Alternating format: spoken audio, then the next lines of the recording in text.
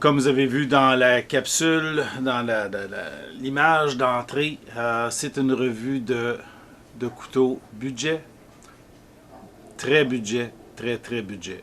On parle ici de nos magasins du dollar, là, budget, donc des choses vraiment peu dispendieuses. Puis c'est l'intention pour nos cadets, là, parce qu'on n'a pas des cadets nécessairement qui ont des gros budgets pour s'acheter des bons couteaux au départ.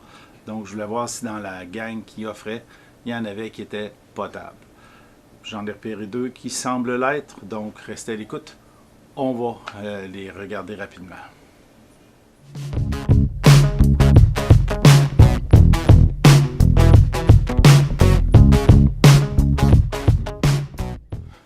Comme je vous disais, je vous introduisais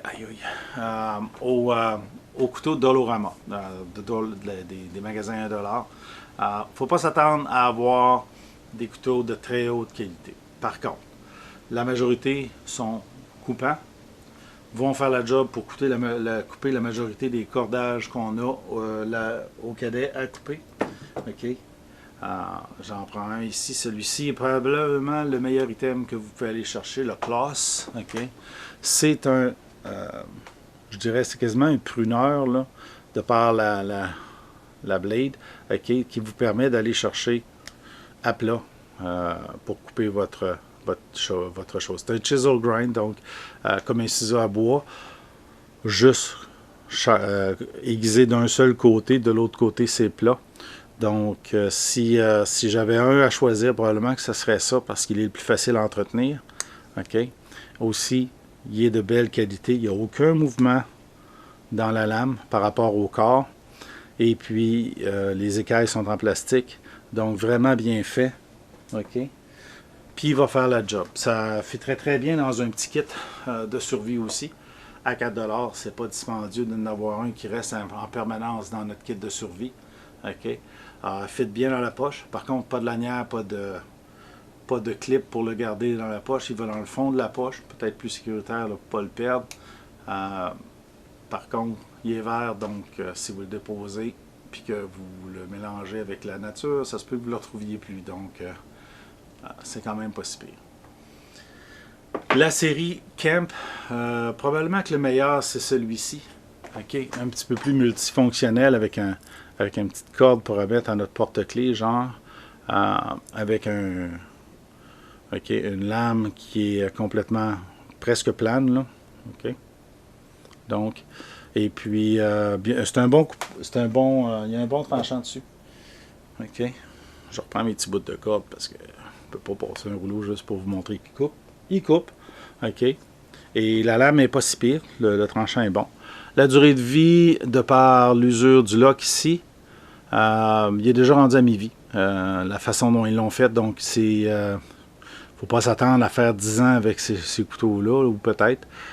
Mais ça dépend combien de fois on l'utilise. Celui-là est versatile. Il y a un petit tournevis ou barre à forcer.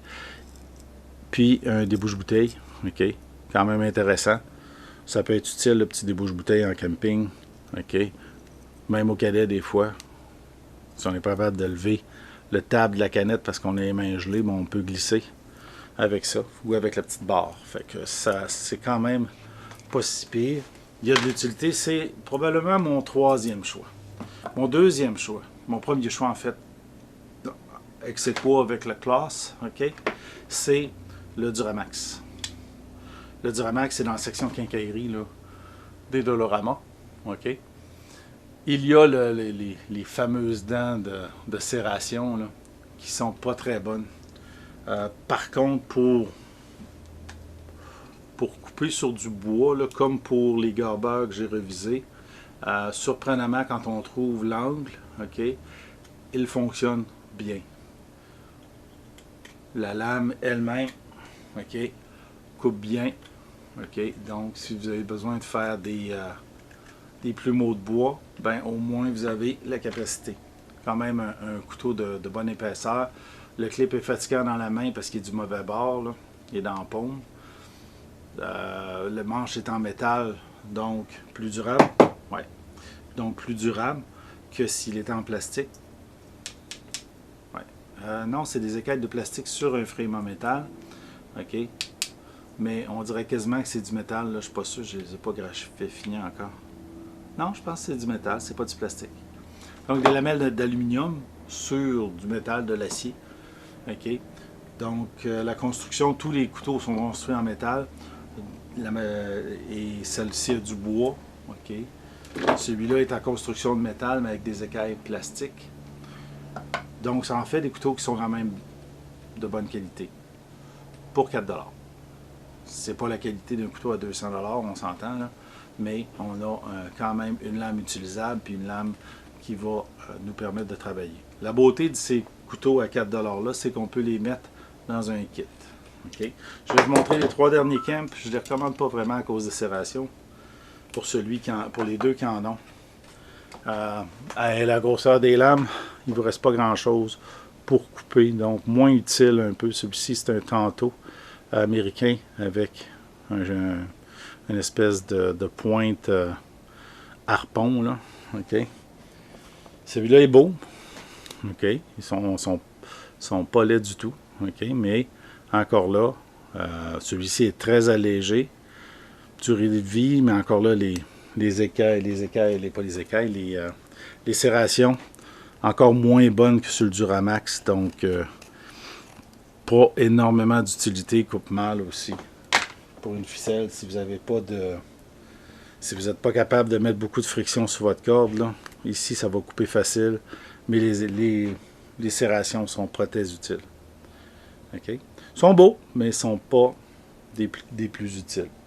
Le dernier, celui-ci est à lame ordinaire, ce serait mon 4e choix, là, mais c'est très ordinaire. Le lock-up, encore là, c'est un frame lock. OK? Puis, je ne sais pas si vous le voyez ici, on voit que le frame lock est rendu déjà à mi-distance dans notre lame, donc durabilité un peu moins. Il est tout petit. OK? Si vous avez hésité pour mettre un couteau entre les deux autres et celui-là pour mettre dans un kit, vous pouvez mettre celui-là quand même. Son tranchant est bon. OK? Là, ici, j'ai un petit bloc de construction. Là. Fait qu'une retaille d'un 2x3. Là. Donc, le tranchant est bon.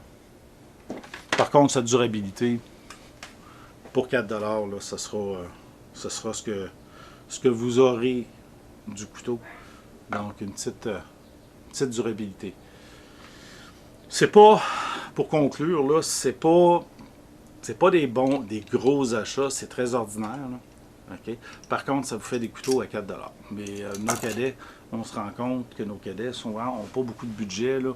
On en a plusieurs qui viennent de familles défavorisées, donc on ne veut pas leur proposer des couteaux à 200 $, un custom, là, un Hinderer de 4 pouces qui est de cette grosseur-là, là, puis qui coûte 200, 250 $, les parents n'aimeront pas. Donc, c'est pour ça que j'ai vérifié ces types de couteaux-là. La majorité qui ont une lame sans... donc, lui comme premier, lui comme deuxième avec lui, qui sont des lames smooth, là, qui n'ont pas de serration, mais même celui-là comme quatrième, font la job. Font la job, pas plus. Font pas des miracles. OK? Mais celui-là, ben, c'est plus difficile pour le bois, là, pour partir des petits tisons, parce que comme droitier, le chisel est en dessous. Donc ma lame, il faut que je l'incline 2 fois plus pour pouvoir gratter. Par contre, comme gaucher, le chisel est du bon bord, comme un ciseau à bois, là. Okay, on est capable de travailler un petit peu plus en profondeur avec la lame, ce qui va nous permettre de faire comme un plumeau de bois plus facilement. Est-ce que c'est impossible? Non. C'est juste de s'habituer à son couteau. Fait que lequel que vous choisirez, ce sera ça. Pour ceux qui pensent au couteau pour le repas, plus ou moins. Le couteau coupe la corde sans problème, c'est pas la meilleure des tranchants. Celui-ci a une particularité, la fourchette rouvre pas plus que ça. Le couteau, c'est-à-dire la cuillère, rouvre pas plus que ça. Mais la particularité, c'est que je peux les démancher. Donc, mon couteau rouvre au complet, je peux couper ma viande et la tenir avec ma fourchette, par exemple, ou les utiliser pour comme un couteau et une fourchette indépendante. Ils se rassemblent, donc on a deux. On a un trou ici, puis on a comme un rivet de l'autre côté. On insère les deux ensemble. Boum, boum. Et quand on voit que le rivet dépasse, on le voit dépasser un petit peu ici, là, juste en arrière, bien, quand on ferme notre cuillère, on vient coincer sur le rivet. Même chose avec la fourchette sur le rivet du haut. Et voilà, ils restent ensemble. C'est pas le meilleur des couteaux. Par contre, si vous voulez juste en acheter un, puis vous décidez que c'est couteau cuillère fourchette que vous avez besoin, bien, vous en avez un. Il y a un ouvre-bouteille à l'intérieur aussi. Okay? Décapsuleur ouvre-canette, ouvre-canne, et un tire-bouchon et un punch, là, ce qu'on appelle en anglais un awl pour le cuir, là, faire des trous dans une ceinture par exemple. Okay? Si vous avez besoin de réparer vos bottes d'urgence, l'œillet a arraché, ben avec le awl, vous pouvez faire un trou dans lequel vous allez passer votre lacet pour pouvoir relacer votre botte. Ça, c'est vraiment ordinaire. L'autre modèle, il y en existe un autre modèle où tout est attaché dans un seul bloc. Ben, votre couteau est à l'opposé de la fourchette, mais c'est parce que vous n'êtes pas capable de... Ça vous en prend deux pour utiliser le couteau et fourchette ensemble. Donc, moins intéressant là, à ce niveau-là. Est-ce que je recommande ces couteaux de Dolorama-là? Oui, comme couteau de kit. Okay? Comme celui-là, on pourrait le mettre dans un kit de survie. Pour amener au début, quand on est jeune cadet, oui, parce que 80% du temps, c'est du cordage comme ça qu'on va couper, peut-être de la paracorde ou du corde utilitaire, et ça fait la job en masse. Est-ce que vous en avez, est-ce qu'il y a mieux que ça? Absolument.